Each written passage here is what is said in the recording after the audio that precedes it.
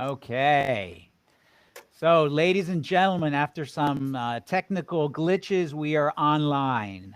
We are streaming. My name is Max Jaramillo. Welcome to the first inaugural LATAM Rep Roundup. The name is courtesy to Matthew Garfine, who suggested it at the latest Alegria party. Um, my name is Max Jaramillo. I'm the director of Latin Press. We are a media and events firm, and I've been around the industry for security, multimedia, pro AV, and structured cabling now for close to 20 years. And some of the colleagues that I've worked with closely have been the independent agents in Latin America. Part of what we're wanting to do today is highlight their responsibilities, their efforts in the region as important players for manufacturers to have coverage throughout Central South America as well as the Caribbean. So whereas the agents usually are very much focused on their brands, today what we want to do is focus on them as entrepreneurs, as business people, as important links and actors again in the industries that they serve. So the idea is that if you are a vendor out there and you are interested in picking the brains of any of these top veteran leaders, please, they're available for you. If you are, somebody has an itch to go out and become an independent agent, also reach out to them. The idea is to be transparent, to create a fraternity, a sorority here of actors that serve the industry that we cover. So again, welcome to all. Thank you for joining us. So this is how we're going to do it. We have 3 sessions today, each with 4 integrator leaders. They will each present themselves in the order that I have here. And we will then, so they'll have 5 to 10 minutes to talk about who they are, what they've done in the industry. And then we're going to talk about certain topics of the session. So the first session is Secrets to Running a Successful Firm. We have Leo Cothros, Berenice Gutierrez, Matthew Garfine, and finally, Glenn Patricio.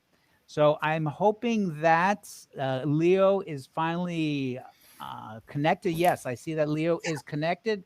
Yes. So Leo, I give you the floor for 5 to 10 minutes. Tell us about what you do and, a little bit about your responsibilities in Latin America. Well, I cover the Latin American market and, as well Canada. I'm in Canada, in between Toronto and Ottawa. And I've been working as a rep for about 14 years now. Before that, I worked for companies like, Electrohome, Christie, AMX, Senelec, and other companies. And regarding running a successful rep firm, I think that, the obvious answer will be excellent service, understanding the needs, of your people, speaking the local languages, and basically spending some time face to face, which is now very difficult, with COVID and, the cost of traveling and everything. But nothing really supersedes spending time face to face with the end users or distributors, dealers, and integrators. Um, the other thing that we found out, at least in our firm, is that for a long, long time, we were just focusing on distributors. We were not really paying too much attention to dealer, integrators, and end users. We changed our focus now.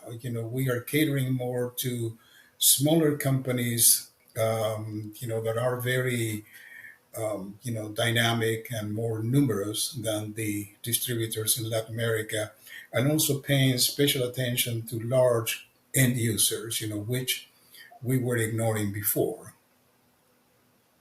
Okay. Sorry, Max. No. You still have a few more minutes if you want. What I wanted before we got into talking about the topic at hand was basically for you to Right, present yourself and your firm. So you right. have a few more minutes. Okay, well, our Tell firm, us about Global AV Network. So you're based in Toronto?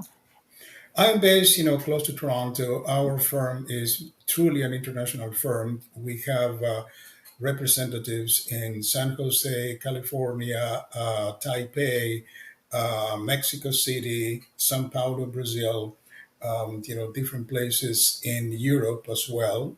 We have sub reps in Europe, in Spain, France, and well, we used to have one in Russia, but now it's debatable whether we can actually work with that person or not. But so we try to be a global firm catering to companies that are willing to give us a product charter for the world or for important territories such as Europe or Latin America or North America. So So Leo, you are not exclusive to Latin America, if I understand correctly. well, I the only other territory that I cover is Canada because I'm here, so it's actually very easy for me to cover Canada. But other than that, I am exclusive to Latin America. Yes, Okay. I And cover and and from AVs, obviously, you work on the AV multimedia, pro AV. I'm assuming industries. Do you do anything in custom exactly electronics? right, right. No, it's exclusively the pro AV industry that we deal with. Yeah. Okay. We're not involved in computers or structured cabling or anything like that. Just the pro AV industry. Yeah. Okay. Okay. Well, thank you, Leo. All We'll right. continue to with Berenice. Berenice, tell us about yourself, about your firm, about how long you've been doing what you do as CEO and founder of Proactive Latin America, where you're based. Well, thank you, Max. So we have been working for the Latin American market since the last 14 years. So I have been working with some other rep companies before, and then in the last 4 years, 5 years almost. So we create a Proactive Latin America as a new company. So we started doing business based in USA, and then we moved the operation and mainly the office to Mexico City. So right now we are based in Mexico City. It's our main office. We have some agreements as well with some technical support agents in different countries. So obviously, our experience on the market has been focused mainly in AV, but we had been working as well with some brands in different verticals like DJ, MI, over the history that we have been working with into the region. So one of the main brands that we have right now and over the last 6 years is Martin Audio. So Martin Audio is one of our most important brands, and we have been trying to get more opportunities into the region with all the crew that we have. So we have been trying to develop new markets, new business models as well, not only with Martin but also with the portfolio brands that we have. So we are always trying to work closer to the brands that we represent, also to the new customers, because the biggest company that used to be running the business in many countries has been splitting their business or their focus. So we have been trying to be as proactive as we can. That's the base Oh, of we just our lost name. Berenice. Yes, yes, exactly. So so this is what basically what we Okay, had. another technical glitch here. Hopefully it's not. Oh, okay, so it's not me. Berenice, are you back? Yes, I'm back. Uh, Okay, I'm we sorry. we we You lost never you for a left. second. No worries. Oops. Okay, that was the best part of the history. So so basically, yeah, I mean, we are very passionate about what we do. I mean, the team that we have here at Proactive have a lot of history with not only with their careers, but also with the complete market that they have been working with. So we have people that have been doing touring for the last 40 years almost. So we had people here as well who has been also working for on the other side, inside sales. So we try to create a very practical but also proactive business model with the business partners that we have, and the network that we are working daily, so things are moving fast right now again. So after the pandemic, of course, as all the companies here, we had been trying to be very respectful with each others. I have a very good relationship with Matthew, for example, and a great respect for his career. So and that's part of the policy that we try to honor as proactive. So we try to create the best benefits for our brands, but also respecting our colleagues on this area, because not many people understand what we do. So it's like, okay, but are you the brand or are you not? Are you getting an income because you are adding a margin to my price? So it's very difficult to make the people understand where we are at, because we are not a lot. So we are few companies doing this. So and it's a great opportunity as well for me and for our team to meet each other. Can I say something, Max?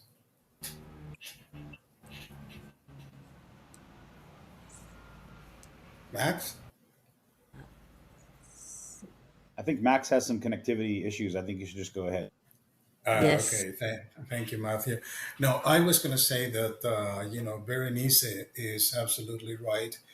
I just wanted to support, again, the point that we have to be very ethical in the way we work. Many a times we have been contacted by companies that have reps in Latin America. And, the first question that I ask is, why do you want to leave your rep? And if I don't really find that the reasons are strong enough, that they make sense in any Yes. way, that, they're just saying, okay, well, my rep is not really performing. Why is that? Yes. I do not take the customer. I just don't. I refuse the account. Sometimes the reasons are really, really very strong, and we Yes. have to take that into account.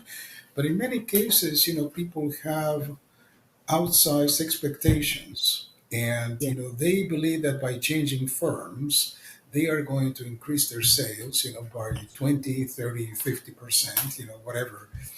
Hmm. And those accounts, shouldn't be welcome, shouldn't be taken by another firm. It wouldn't make any sense for us to do that. Yes, So I exactly. think that, your point, Berenice, is really a very good one.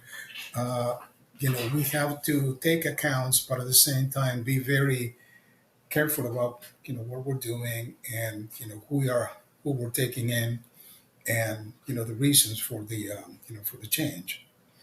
Exactly. Yeah, that's very important for us.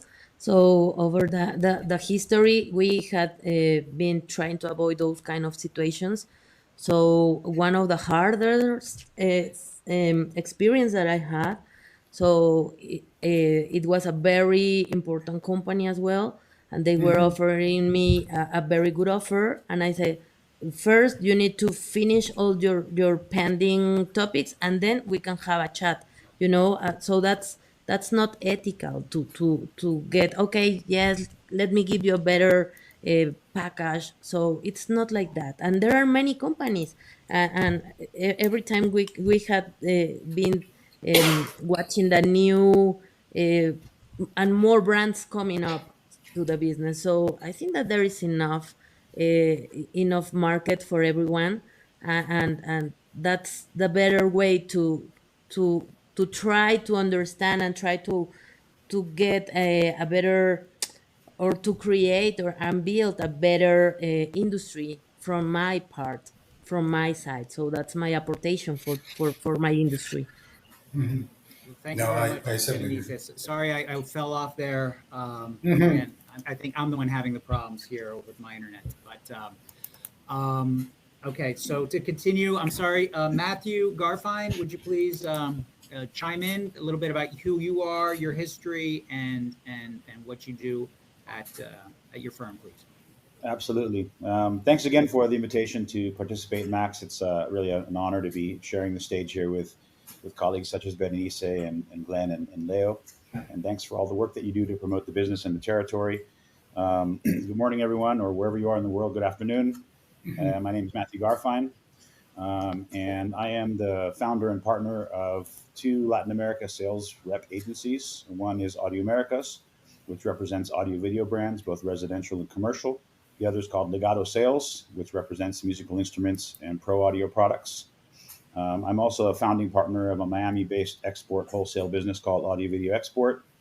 And I also have an export sales consultancy called Export Advisors. We have a series of podcasts called Export Advisors available on all the major streaming platforms. I am from California originally, but I've been living in Chile for 22 years. I speak fluent Spanish and almost fluent Portuguese. Mhm. And I'll talk a little bit about Audio Americas, which is really the company that's relevant for the kind of categories and markets we're discussing today. We established Audio Americas in 2003. We're focused only on Latin America and the Caribbean. We don't do business in any other parts of the world. We have dedicated sales teams for the residential and the commercial divisions. Our residential division is actually older. We have 7 people on that side of the business, and we have five people working in the commercial division. Most of our employees, our workers are based in Chile, Mexico, Costa Rica, Ecuador, and Uruguay. On the residential side, categories we focus on are home theater and stereo, electronics and speakers, home automation, residential security, AC power protection products, and structured wiring. On the commercial side, it's electronics and speakers for distributed audio, AC power protection, signal management, infrastructure products. We have about 250 active customers in 26 countries. So that's Central America, South America, Caribbean. We have dedicated sales engineers for certain brands that require a strong technical support background to support them. Everyone in our company is bilingual. We have a dedicated tech support manager, dedicated marketing manager who supports our customers with social media, a dedicated order admin that helps customers with their logistics. And the idea is that we allow our customers to do business in their own language, which is always more comfortable for everybody. So I've always sort of pitched our services as an outsourcing solution for manufacturers that want to take an active approach to managing Latin America, rather than just taking orders, but pounding the pavement, hitting the streets, and finding the right partners and trying to align each brand with the right distribution strategy and the right partner in each country. So that's, in a nutshell, that's what we do. And thanks for the Very opportunity. succinct, Matthew. Thank you very much.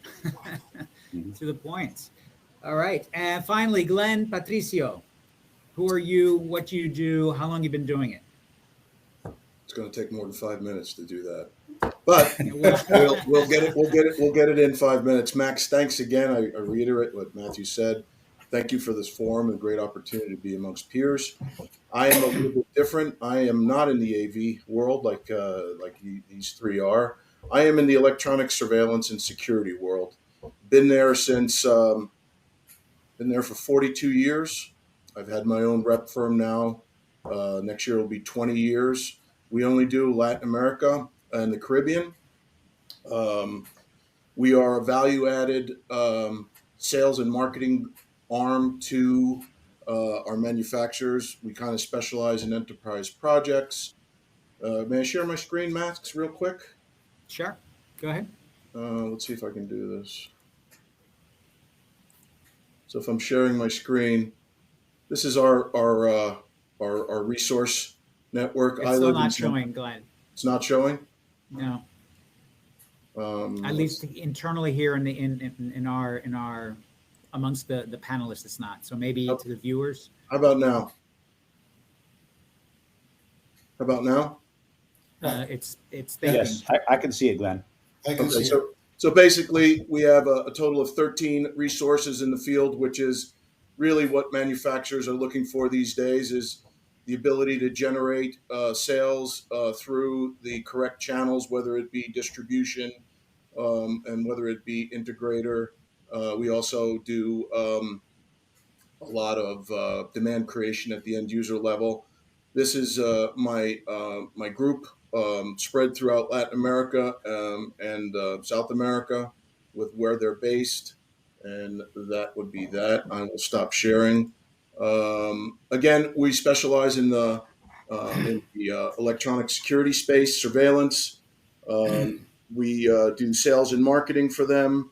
We do bilingual, trilingual. We have 3 people on my staff that speak 3 languages. Um, and last but not least, because of the way the industry is changing with the technicalities of the products being right now uh, very technical, we also do what's known as professional services. So we assist the integrator in actually deploying products and enterprise solutions throughout Latin America. Again, 20 years, 42 years of experience, and 13 resources in the field. Max, thanks again. Okay, thank you, Glenn. Again, thank you, Leo, Berenice, and Matthew for that introduction. So the first order of the business of this panel session is secrets to running a successful rep firm. Now, obviously, I don't think you're going to tell me the the secret sauce, the secret ingredients, but the idea is understanding how you choose the right approach, both with vendors and markets. What makes a successful sales agency, and how do you measure success? Is it top line growth? Is it top line sales, or is it the profitability of a certain line, even though it doesn't sell a lot, but it's an easy sale. So, Leo, would you like to have a first crack at talking about any of those topics I just discussed? Sure. I believe that I just want to take your last point first, Max. How do we measure success? We measure success in terms of, market awareness of the products that we represent. Also, the quality of the companies that we can reach through the products that we represent. We also measure success by sales, of course. That is an important measure of success. And another metric, that we've been using more and more is profitability. Um, I recently had to spend over 10 hours with a dealer that eventually bought, just a few products. And I certainly regretted that decision, but in order to grow in certain markets, we were forced to just leave our basic model of only selling to distributors and also including dealers and integrators. And it can be profitable, but at the same time, it can be very dangerous, because they do demand a very high level of service and, a lot of time. And many a times, their purchases or, their sales are very disappointing. So, I think that that's all I want to say about how we measure success. And that is forever evolving in our company, and we are coming up with new ideas. And we've been using social media more and more, and very successfully, and that has actually saved a lot of money in terms of creating awareness, in terms of getting together with the right people in the right country as well. Okay. Um, Berenice, do you agree that there is a trade-off between managing small dealers as opposed to letting the distributor do that?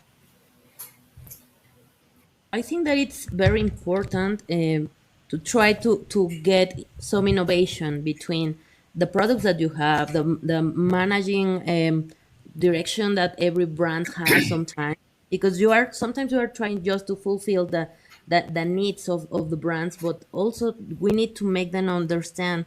Talking about the business globally, Latin America has been always like the less or the less profitable business for the brands. So sometimes to get them focused, on this part of the business, so gets complicated, you know. So the regional uh, politics situation that we have nowadays in different countries, so it's something that we need also to try to be very empathic and try to understand clearly exactly what is the business or what is the target that we need to hit with every product. So there is not like a general formula, but it needs to be matching between the size of the company, the business model that your distributor might have. Also, if there is no distributor, if you are trying to open distribution partners, so it's quite different what we are trying to do right now, comparing this with 10 years ago, for example. Okay, so that's, I think that that's part of our main job, you know, to try to make the factories understand what is the market right now, what is the status of a company as well, because many of the biggest companies that used to be doing very good business with on a distribution model are not doing that any longer because they have too many brands on them, you know. So obviously, to get the same speed and the same connection that they used to have before, when there were less brands on the table, so it was obviously a different way to manage the business before. But I think that now, and besides, I'm obviously COVID was like an earthquake for everybody. So and we are trying as well to try to make an agreement, you know, to make bridges, to build bridges between the factories and the final user or the distributor or the dealer or the system integrator, because nowadays that we don't have enough stock of all the products, so we need to be very creative on what we do and the way we work. I agree I can add entirely to with what that. he said. Matthew, you want to chime in there on you know the different models that have evolved over the last 10 years, and whereas 10 years ago or 15 years ago it was very much distributor based, now the manufacturers are seeing the need to generate demand from the dealer and the end customer. Yeah, I mean, one of the messages we always try to convey to manufacturers we work with about Latin America is it's not one size fits all. I think a lot of manufacturers look at Europe and say, oh, that works in Europe. Why can't you just do that in Latin America? But one of the biggest challenges that we all have is there aren't many real distributors in the territory. I mean, in the largest markets, you can find real distributors, usually several of them. In smaller markets, there's not enough of a dealer base to justify the wholesale model. So in smaller markets, there's usually no choice but to work directly with integrators or dealers. And you have to have the right pricing structure to keep the market level when you do that. The other thing is I like to, pardon my French, but I think it's important. We all of us have a bullshit filter, because it always happens that an integrator will call us up and claim to be a distributor, hoping to get a better price. So we really Sure. have to do our due diligence. And that's a big value add that we provide for the manufacturers, that we are actually the eyes and ears on the ground to Right. filter out, you know, who is really a distributor and who isn't. And we're willing to work with both, depending on the market, depending on the brand, and with the right price structure that can be managed. Exactly. Definitely. Glenn? I'd like to chime into the first question, Max, that you made to Leo about profitability and top line sales Okay. and manufacturers looking at. Manufacturers are looking at getting into a market they know nothing about. So how do you do that? Okay, you hire 5 or 6 people, you spend a bunch of money, and then you have a ramp up period of 2-3 years maybe before you even see profitability. So where does our value really shine?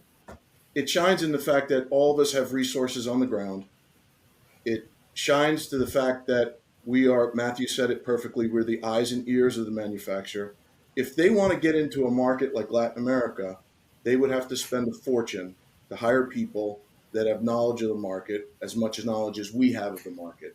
So now they hire us and they don't pay us anything until we make a sale.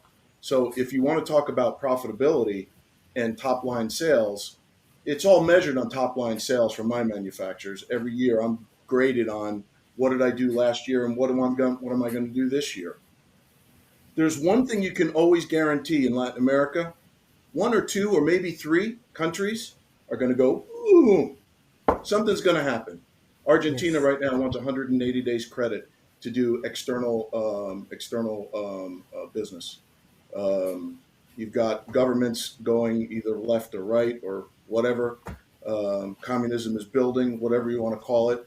But Hmm. we have to be flexible in how we attack that market, because there is a way that we have to move resources around, because the guarantee is that countries in Latin America are going to not do well.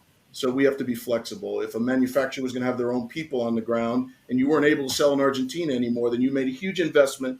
And now what are you going to do with that guy? You have to let him go. So going back to your original question to Leo, Max, is manufacturers using us see great profit and great top line sales if the go to market strategy is correct. Is that something that says I need to shut up? Is No, that no, is that a challenge for me that I've talked too much? no, no. All right. All right. Anyway, that's my 2 cents on that topic. And going back to the other topic that they were talking about, distribution, yeah, the demand creation is what we do. We're in the enterprise market.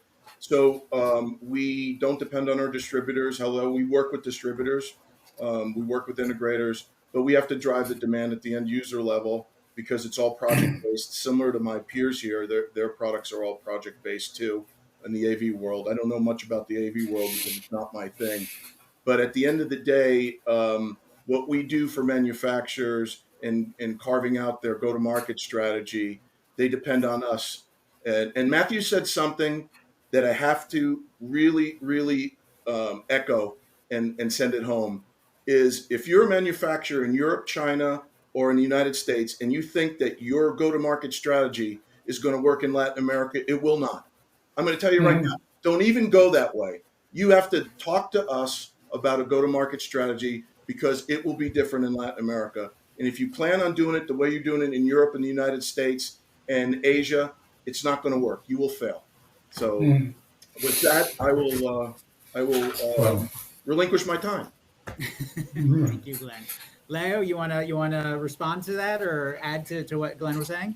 Well, those are all very, very good comments, from Glenn, and I can certainly subscribe to all of them. I would say that in addition, now we are facing a very, very challenging environment in Latin America. Their currencies are losing value vis-a-vis the American dollar and the euro. There is a very significant turn to the left in countries that were very reliable, like Chile, and I'm sure that Matthew will have a lot to say about that. And Mr. Boric, the new president, and in certainly in Argentina, possibly in Brazil, if Lula wins the election. The main challenge, and as Glenn was saying, in Argentina now is virtually impossible to import anything. The distributors, the integrators, and even the end users, huge companies like the state oil company YPF, are not getting the dollars to import products from their central bank.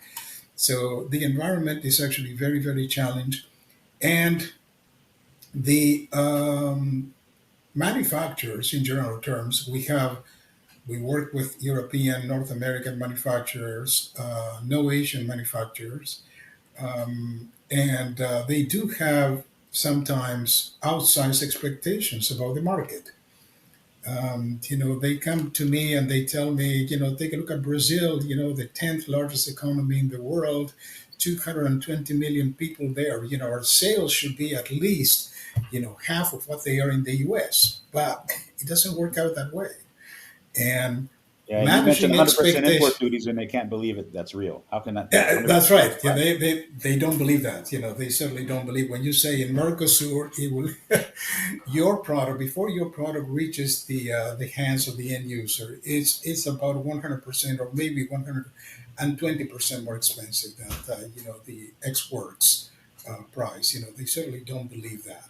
So it's really challenging, and it's becoming more challenging given that the Federal Reserve is raising interest now in the U.S. The dollar is getting stronger, and their currencies are getting weaker, and there is a lot more protectionism creeping in. We certainly saw that in Colombia, for instance. We're seeing that in Argentina, and we're seeing that in many other Central American countries. Anyway.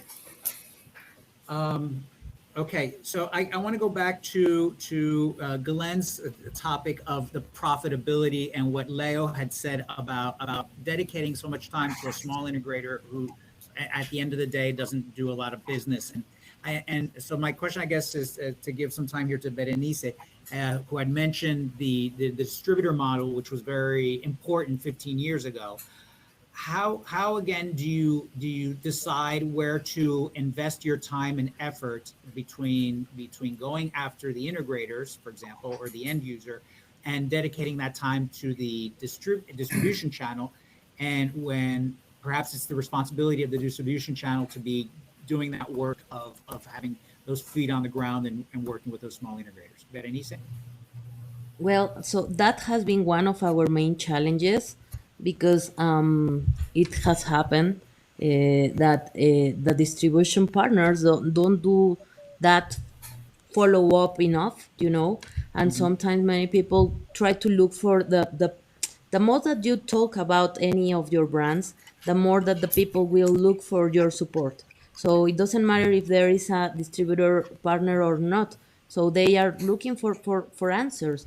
So for us is sometimes we go with the distribution partners, we assist them with designs, we assist them with some meetings, virtual meetings, or also we go with them to visit the end user just to get them confidence about what they are doing.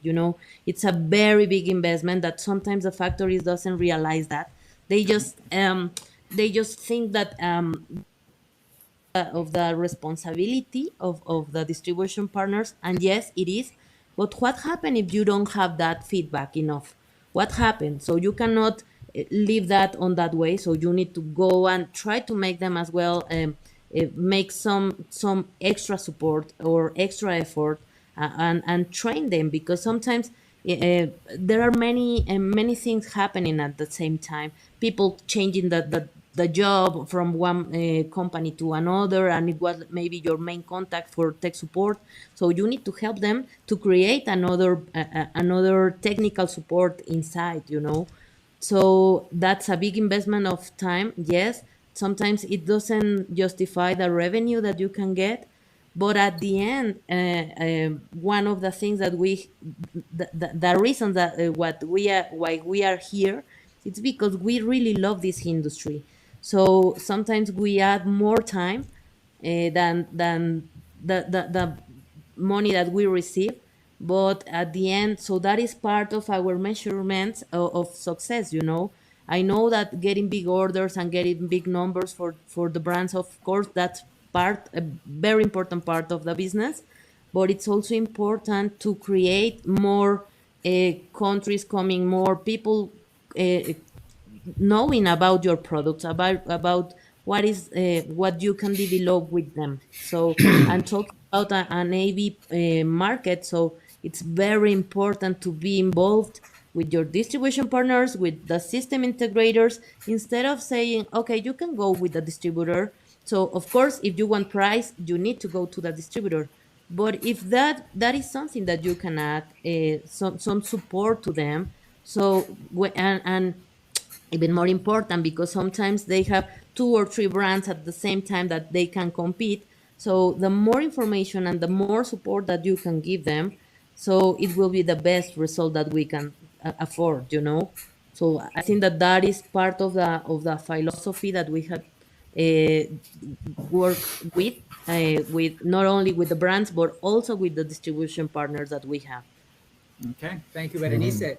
Matthew, the bullshit factor. How do you separate those distributors, those integrators that are trying to get favorable pricing, and certainly in small markets like Central America or the Caribbean? It's just calling them up, having meetings, visiting them in person, figuring out what the deal is, asking the right questions. You know, someone who claims to be a distributor, there are some obvious questions like, okay, how many dealers buy from you at least, you know, once a quarter? How do you, and if you're doing projects, how are you structuring your pricing? Because, you know, someone who's claims to be a distributor but is also doing projects is actually competing with his own customers. Yep. So in our definition, that's not a distributor. So it's really just asking the right questions. But so, again, in a smaller market like Ecuador or the nations of Central America, uh, perhaps there's not market enough to warrant a distributor, like you were saying, in the bigger countries like Mexico or Sure. Brazil. That's generally true. Yeah. Yeah, you find a lot of guys who are hybrids. They have let's say they have a retail store and they sell to some other guys in the market, or they do projects, sell to some other guys in the market. And so you need to make sure to give them the right pricing program. You know, someone who isn't really a distributor shouldn't be buying on distributor pricing. Distributor pricing for the manufacturer is lower, the selling price is lower, which means the manufacturer has less profit. So you got to make sure if you're going to put someone on distributor pricing that they're really going to do the volume and carry the inventory and play the role of a real distributor, not just, I sell to a couple guys down the road, you know, every now and then. Yeah. Right? That is a very significant challenge all the time. Yeah. Max, I think that in our business, mind you, it's a different vertical than my peers here. Distribution is very important to us, but distribution has evolved and it's changed throughout the years. And I'll tell you how it's changed. They've gotten more products, so our attention has been kind of, we have less face time with them. So how do we get more face time with them? How do they do more for us in the smaller countries? Is a really good question. And you have to have the right distributor. And having 8 distributors is the wrong answer. It's the wrong answer. Less is more. You have to align yourself with a distributor partner who's going to put your brands on their back every day. It's not easy. It's very, very difficult to find one. But if you find one, it's absolutely a gold for you and your firm and for your manufacturers that you represent. So we still believe that distribution is important because importing in certain countries is becoming very difficult. Currency devaluation, these things, having credit. A lot of my manufacturers won't do that. They'll only give credit to certain distributors that have, you know, a good infrastructure, national distributors, distributors that have brick and mortar throughout Latin America, where there's not a lot, but there's a few. And those few are the ones we deal with. And we've had a lot of success in the post-COVID times with those distributors and our go-to-market strategy. So in my mind, distributors are still needed. They're still useful in my business, but you have to be able to really, and Berenice said this, you got to train them. You got to get them on your side. You got to go out with them. You got to run projects together. You got to do all these things for the value added proposition of both of them aligning to come to fruition. Right. I just would like to add, you know, I don't know whether my experience is unique or not, but I've seen many distribution companies in Latin America, you know, that we used to deal with either go under, disappear, or just morph into something else. Installers, you know, dealers, whatever. You know, companies that used to be distributors in the past, you know, are no longer distributors. And they have changed, you know, they have changed their business model, but they still want to do business with you and they still want to get distribution prices. And if you're not able to offer that, you know, they just walk away to somebody else. I also wanted to mention something that we are experiencing as an extreme obstacle in Latin America, and that is, you know, China, the competition with China, direct competition with China. China, there is a gray market growing in many countries, you know, certainly in Argentina, in Colombia, in Ecuador, in many Central American countries. You know, Chinese products are entering those countries more easily now through the gray market than ever before. I've seen that in Mexico as well, you know, which used to be a very, I would say, safe country, averse to buying a lot of Chinese products. We also find that many manufacturers, I would say especially Chinese manufacturers, are selling through are selling online through sites like MercadoLibre.com and similar sites. That integrators and dealers are using nowadays more than ever before. At least in the product lines that we are presently managing, we are managing about 15 different product lines at the present time. We are seeing that, I would say, unfair competition that is mainly coming directly from China. I don't know whether my experience is unique or whether, Matthew, Berenice, and Glenn can subscribe to the same thing. But I would like to hear from you. Ladies, gentlemen, the China syndrome. Yes, it happens. It happens all the time. So not only with China, sometimes with the same brand, trying to get approach direct to some key accounts.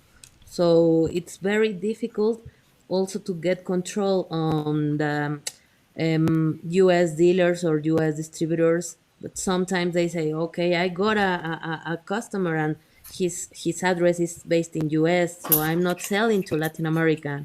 But it goes to Latin America. Of Oh well, course, that's yeah, it's big a gray market. Brazilian name.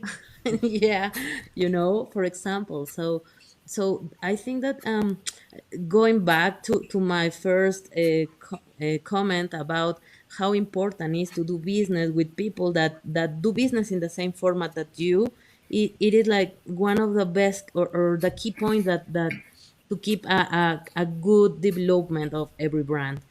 Sometimes we work very, very hard, but at the same time we don't have that part of partnership in the other side, so it gets difficult for us to achieve any extra goal that we want to get. So obviously China is doing everything possible, not only from the pandemic and onwards, also backwards. So yeah, they don't sleep at any time. So I receive emails and phone calls and WhatsApp messages almost every day, sending me a lot of products. Some of them, they are very similar of the ones that we have on our portfolio, and it's like, oh, thank you, but no thank you. So there was a company who told me, okay, you can sell those goods for the big customers, but you can also have this as an option. And I was like, no thank you, we don't do this kind of sales. So no, this way, it's, of course, it's very important that the business, it's very important to get we work based on that. The more that we sell, the more that we can get. But it's not only about the money. It's a very, very, very important part, yes, but it's also about what are we adding to this industry, what are we technically, what is the effort that we are adding. Because if we sell those kind of cheap products. I don't want to say any bad word here in front of everybody. So, but if That's okay. we if we sell this kind of products, it's like, so we don't do that. We don't work on that format. I respect if anyone can do that, so I respect that. Of course, there is a market and a huge market for that, but I don't like to be on the huge market. I prefer to be very focused on the people who is working harder to develop more technical things on the industry. So that's the best way that we can support them. So adding that value. Okay, Berenice, thank you. Thank you. I My personal opinion is that China is a player, so they're making better and better stuff all the time. So Yes. we need to learn how to compete. So I think part of what we're trying to do today is at least for those vendors that are interested in Latin America, is that there's a network of agents, try to establish some kind of rules of the game so that we're all working in the same fashions and competing on the same kind of level. So I think that's very important. I think the comments about distributorship is also very important. I get asks to be referred to distributors, and they always want the 600-pound gorilla. I said, don't waste your time with 600-pound gorilla, because they don't have the bandwidth to help your product. So that kind of goes back to what Matt was saying about the second tier distributors, and there not being a whole lot of those second tier distributors. But we are coming up at the top of the hour. Leo, Berenice, Matthew, Glenn, thank you so very much. I hope this was successful for you. It was certainly a pleasure having you. Thank you. If there's questions, people, we have like 57 people on the call. If you have any questions, reach out to Glenn, Leo, Berenice, or Matthew. They can answer your questions, or we have a few minutes here via the chat if you want to ask anything here to the right-hand side. But we will be here for another 2 hours. Again, colleagues, thank you very much for being online with us. Thank you again, Matt. Thank you. Thank you. And Thanks, thank Max. you It was a all. pleasure. Thank Thank you. you. Thank you. So Fabio, you'll move us now to the next session, or we'll take a break, or what do we do now? I will move you right now. Okay, thank you. Yeah. Me too.